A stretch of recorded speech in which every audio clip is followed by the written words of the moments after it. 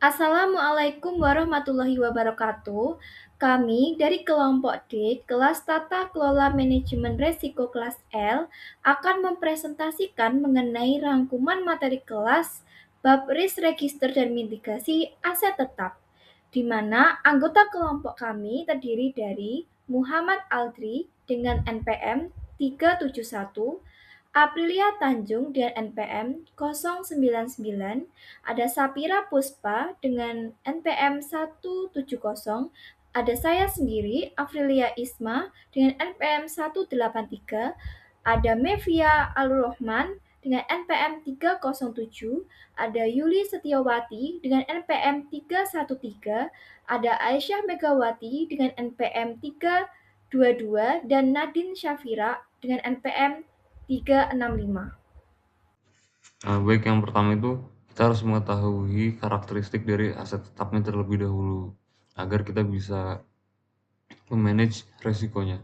Jadi aset tetap itu memiliki nilai yang besar, umur yang panjang, serta sulit dicairkan, sehingga kesalahan pengelolaannya dapat berdampak hingga puluhan tahun ke depan. Lalu resiko yang dihadapi itu meliputi 3 tahap. Yang pertama ada perolehan, pemanfaatan, dan penghentian, serta terdapat berbagai ancamannya seperti kerusakan fisik, pencurian, keusangan teknologi, dan pelanggaran regulasi. Nah, lalu ada bahaya inherent saat membeli aset tetap. Ini juga sangat berpengaruh terhadap manajemen risiko aset tetap dan untuk memitigasinya juga. Yang pertama itu ada kesalahan estimasi arus kas dan optimisme berlebihan. Kedua ada alokasi dana ke proyek dengan imbal hasil rendah. Ketiga ada risiko teknologi cepat usang. Serta empat yaitu pembengkakan biaya dan keterlambatan proyek. Baik, pada slide kali ini saya akan bahas dua jenis risiko utama yang berkaitan dengan aset tetap, yaitu risiko penilaian dan depresiasi, serta risiko kehilangan atau kerusakan fisik. Pertama, dari sisi penilaian dan depresiasi, risiko ini muncul karena akuntansi aset tetap sangat bergantung pada estimasi dan pertimbangan manajemen. Misalnya, dalam menentukan masa manfaat dan nilai residu aset, jika estimasi ini tidak dapat atau sengaja dimanipulasi, maka beban depresiasi bisa menjadi terlalu kecil, sehingga laba perusahaan terlihat lebih tinggi dari kondisi yang sebenarnya.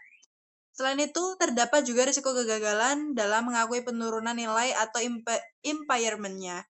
Jika nilai aset sebenarnya sudah menurun tetapi tidak diakui, maka aset dan laba akan disajikan terlalu tinggi atau overstate.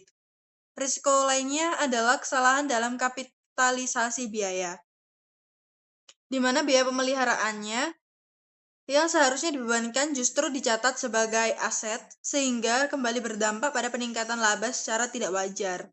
Yang kedua, dari sisi fisik, aset tetap juga menghadapi risiko kehilangan atau kerusakan, di mana risiko ini dapat berasal dari bencana alam seperti gempa bumi atau kebakaran, kegagalan operasional seperti kerusakan mesin atau human error, serta tindakan disengaja lainnya seperti pencurian dan vandalisme.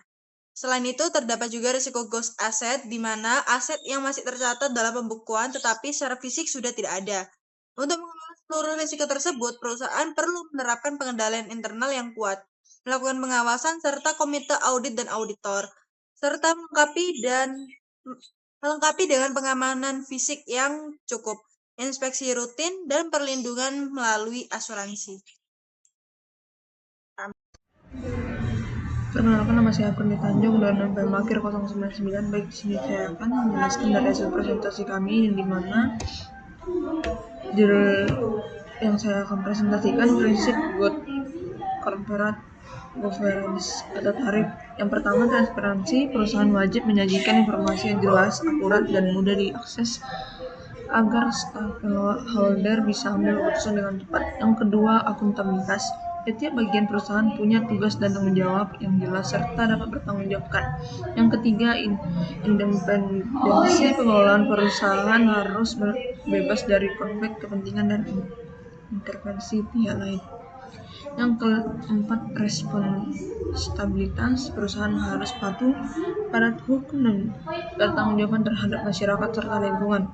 Yang ketiga, kewajaran. Perusahaan harus memperlakukan semua stakeholder secara adil, termasuk melindungi pemegang saham minoritas.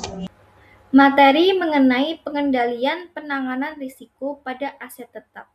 Jadi, aset tetap itu memiliki karakteristik utama berupa nilai material yang tinggi dan masa manfaat yang panjang. Jadi, risiko dapat muncul sejak tahap perolehan hingga penggunaan aset tersebut.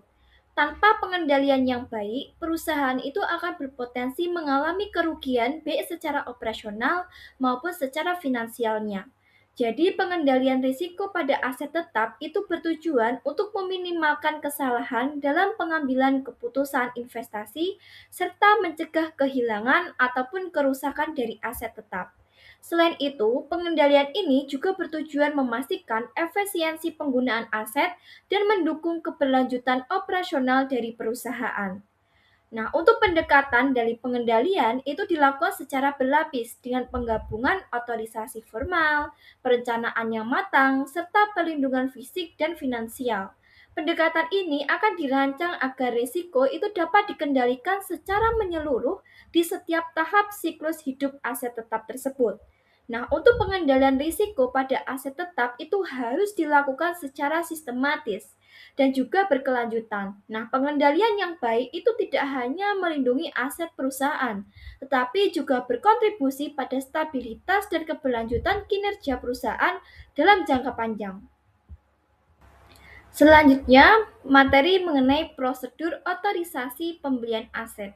Jadi, prosedur otorisasi pembelian aset itu adalah pengendalian secara preventif dalam capital budgeting yang memastikan setiap investasi itu dievaluasi dengan baik, layak secara ekonomi, selaras dengan strategi perusahaan, dan disetujui oleh manajemen yang berwenang. Nah, pada prosedur otorisasi pembelian aset ini terdapat tingkatan prosedur otorisasi, di mana pada level 1 dijabani oleh manajer pabrik itu dapat menyetujui pembelian peralatan pengganti di bawah 100 juta. Untuk level 2 itu pada otorisasi direktur operasi di mana dapat menyetujui proyek hingga 1 miliar. Level ketiga itu disetujui oleh Komite Investasi atau CFO di mana dapat meninjau dan menyetujui semua proyek antara 1 miliar hingga 10 miliar.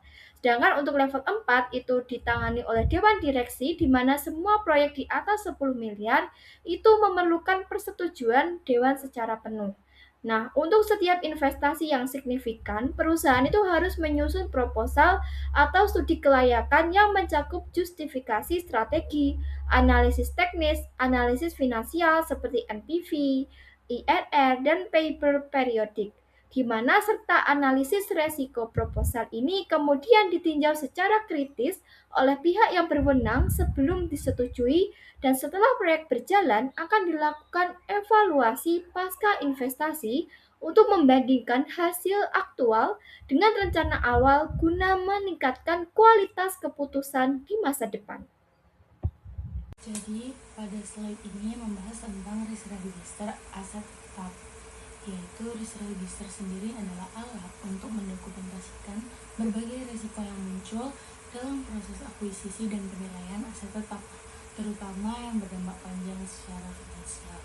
Tujuan utamanya itu adalah untuk memastikan bahwa setiap risiko teridentifikasi dengan jelas, memiliki pemilik yang bertanggung jawab, dan memiliki rencana penanganan yang dapat ditinjau. Isi dari risk register sendiri biasanya itu mencangkup penyebab risiko, dampaknya, tingkat risiko sebelum dan sesudah pengendalian, serta perencanaan perlakuan risiko. Proses penyusunan dilakukan kolaboratif dengan melibatkan beberapa bagian seperti teknik, operasional, dan keuangan, sehingga semua sudut pandang risiko dapat tercover. Secara sederhana, risk register ini dapat dianalogikan seperti catatan medis untuk aset perusahaan yang mencatat kondisi dan risiko sepanjang umur aset tersebut. Lanjut untuk slide selanjutnya ini, identifikasi risiko pembelian di atas harga pasar. Jadi ini yang saya tampilkan itu adalah enggak. Jadi selanjutnya ada identifikasi risiko pembelian di atas harga pasar. Jadi slide ini tuh menampilkan contoh resiko, yaitu pembelian aset di atas harga pasar. Resiko ini dapat terjadi karena proses pengadaan yang tidak transparan, kurangnya analisis, harga pembanding, atau lemahnya proses due diligence. Bahkan dalam beberapa kasus bisa terjadi karena kolusi. Dampaknya itu cukup besar, yaitu perusahaan akan mengalami kerugian finansial, nilai proyek yang menurun, dan biaya depresiasi menjadi lebih tinggi di masa yang akan datang. Risiko ini termasuk ke dalam kategori risiko finansial, operasional, kecurangan dengan pemilik risiko, yaitu Kepala Departemen Pengadaan atau CFO. Dari sisi penilaian, risiko awal ini tergolong tinggi, namun setelah adanya pengendalian seperti tender formal dan persetujuan capex, tingkat risikonya akan menurun menjadi sedang. Namun masih diperlukan perbaikan seperti penggunaan penilaian independen dan memperketat due diligence vendor agar risiko bisa lebih ditekankan lagi. Perkenalkan, saya Syah Megawati dengan akhir 322 akan menjelaskan mengenai risiko finansial saat perusahaan itu membeli aset tetap dengan harga yang lebih mahal dari seharusnya. Jadi risiko utamanya yang bisa diidentifikasi adalah pembelian aset di atas harga pasar wajar.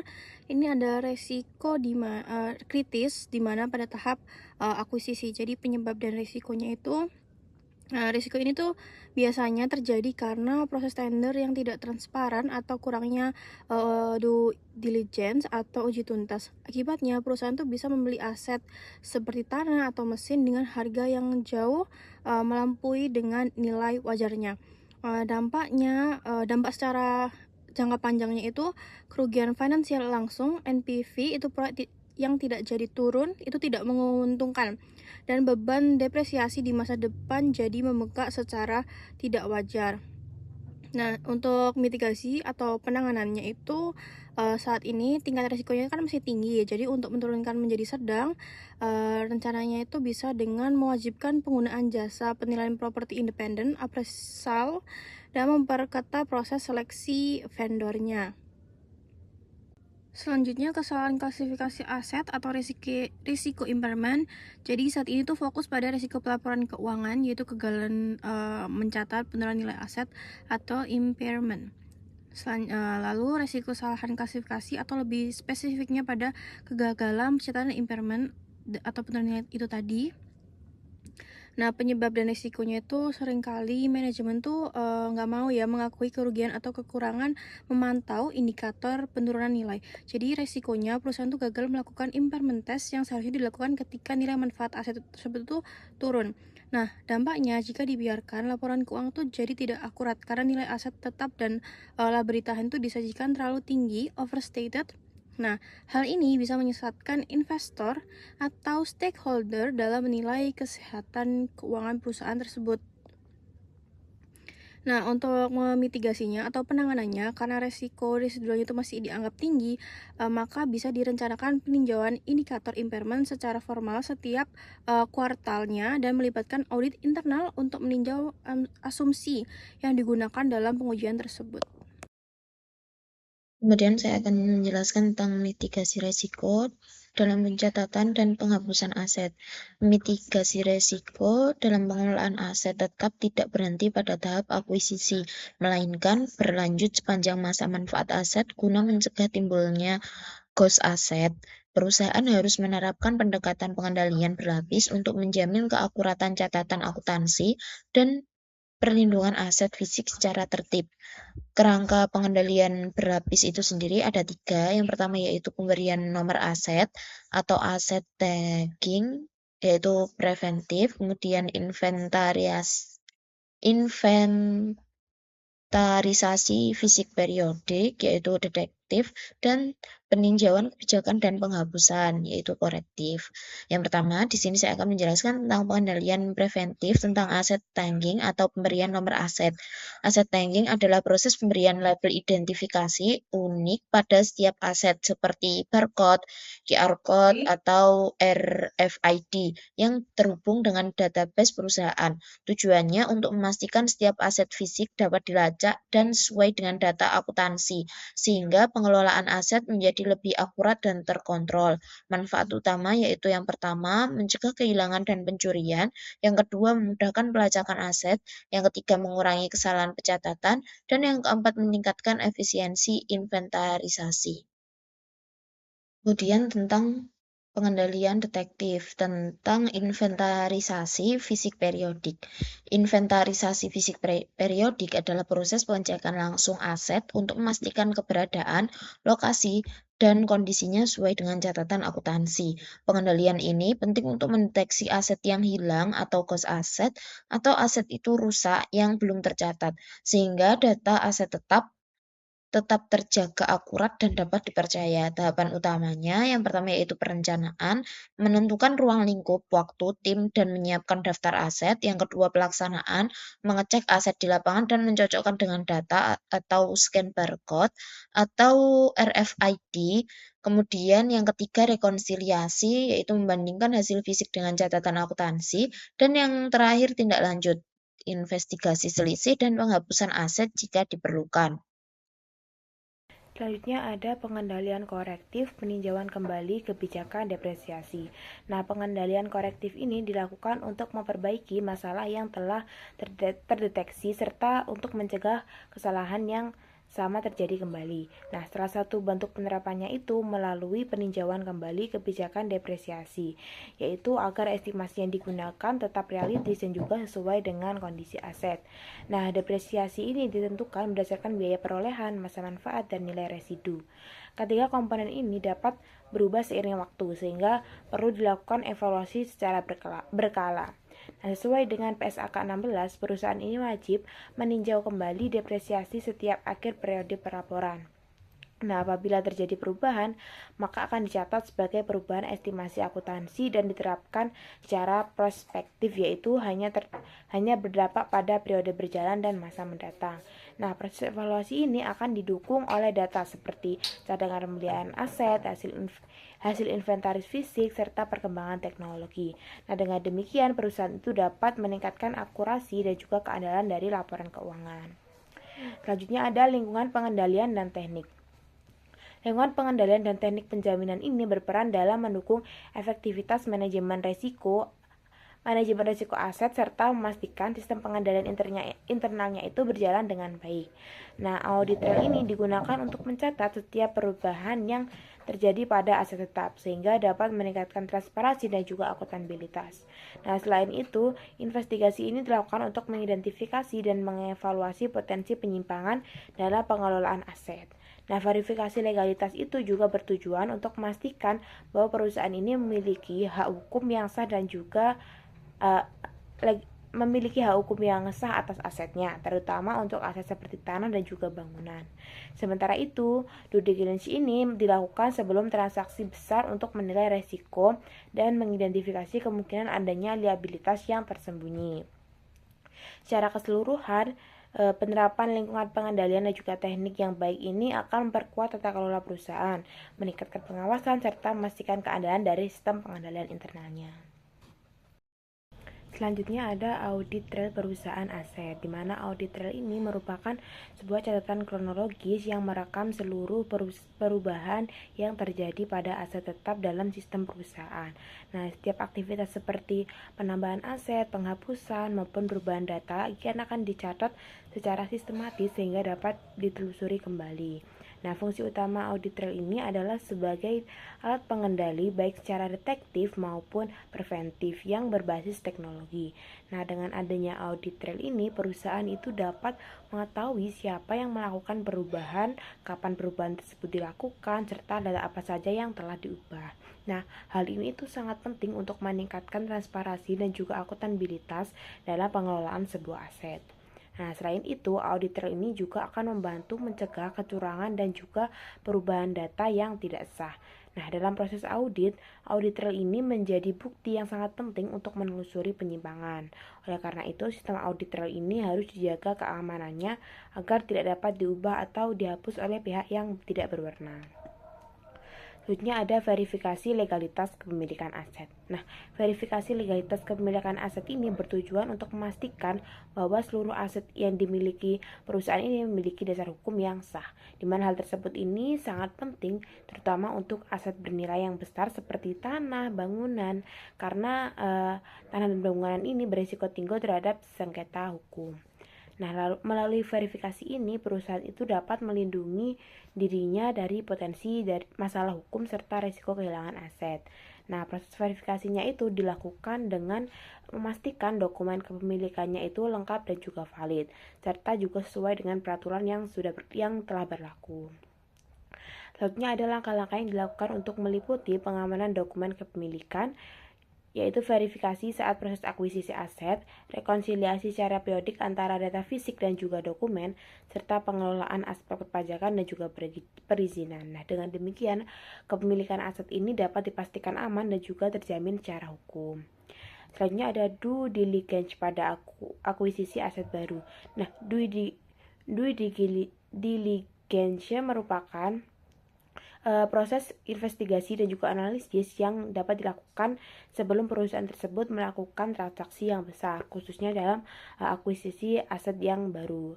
Tujuan utamanya itu yaitu untuk memastikan bahwa seluruh informasinya terkait aset itu sudah diperoleh secara lengkap dan akurat sebelum diambil keputusannya. Nah, melalui due diligence ini, perusahaan dapat menerima resiko, mengidentifikasi potensi liabilitas yang tersembunyi, serta dapat memastikan bahwa harga dan syarat transaksinya itu telah sesuai. Nah, proses ini juga membantu manajemen dalam memastikan keputusan yang lebih tepat dan juga terukur. Nah, ruang lingkupnya itu meliputi inspeksi fisik aset, verifikasi aspek hukum, penilaian nilai aset, analisis operasional, serta evaluasi terhadap regulasi. Nah, dengan demikian, due diligence ini secara menyeluruh perusahaan dapat meminimalkan resiko kerugian akibat kesalahan dalam pengambilan keputusan investasi.